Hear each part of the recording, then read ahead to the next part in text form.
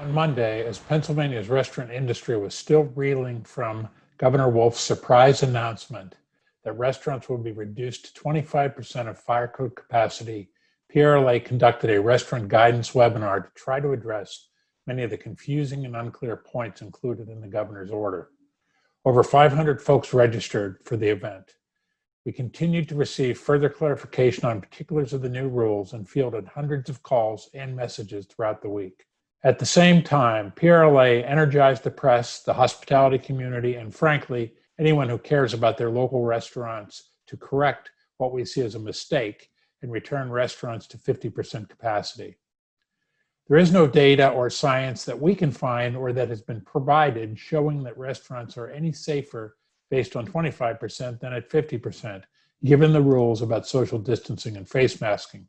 To be clear, restaurants are all about safety, and that's why the vast majority are social distancing and enforcing the wearing of face masks, which have been shown to reduce the spread. Additionally, as the state legislature returns to Harrisburg, PRLA has vigorously continued its work in bringing aid and relief to the industry. These include, but are not limited to, specific legislative bills providing for a $250 million grant program to restaurants, allowing restaurants to return to 50% capacity, eliminating late fees and penalties for delayed sales tax payments, providing limited liability protection for businesses that follow proper safety requirements, and prohibiting the foreclosure and eviction of commercial tenants during the course of the emergency and for 90 days thereafter.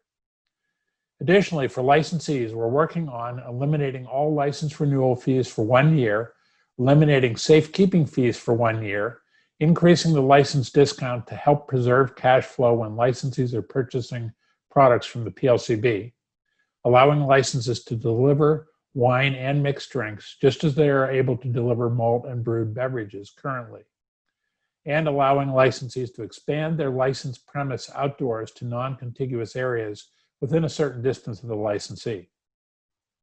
Undoubtedly, this is an incredibly difficult time for our industry, but PRLA's Melissa Bova and our other team members are working feverishly and around the clock in an attempt to help save the industry.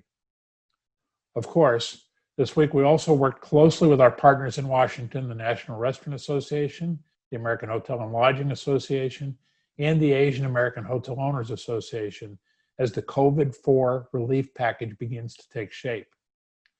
There's critical aid for restaurants and hotels that we're advocating to make part of this package.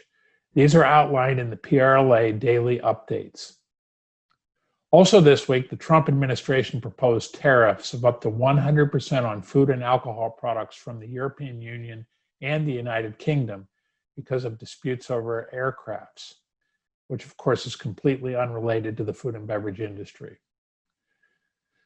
Via our webpage, you can tell the administration through the U.S. Trade Representative to eliminate tariffs and not impose any new tariffs on these essential products and resolve this issue without harming our nation's restaurants and the millions of customers they serve anymore.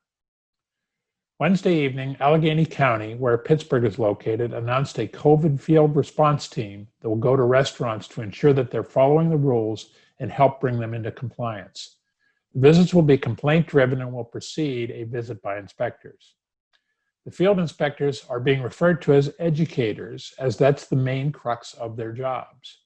County Executive Rich Fitzgerald commented that team members will visit businesses in the community to see if they are following precautions like the state mask mandate and restrictions from the state and county. Members will complete a checklist, and a copy along with educational materials will be given to management. There will also be a link to the county's website so that the public can see which businesses are working hard to keep everybody safe. County Executive Fitzgerald is doing what we suggested by stepping up enforcement, and frankly, doing it in a fairly friendly way, and we commend him for it. With the county rolling out its program by first tackling operations that currently have open complaints and including education as a part of the mitigation strategy, our hope is that this program allows restaurants to quickly return to at least 50% occupancy. PRLA released a petition this week to garner support for the entire hospitality industry. The results of this petition will assist our advocacy for industry relief and aid at the state level. As of today, more than 12,000 people have signed on to Stand with Restaurants. If you care about this industry, if you care about local restaurants, please go to our webpage and sign the petition. I'm John Longstreet with another edition of It Happened This Week. Thanks for tuning in, and I'll see you again next week.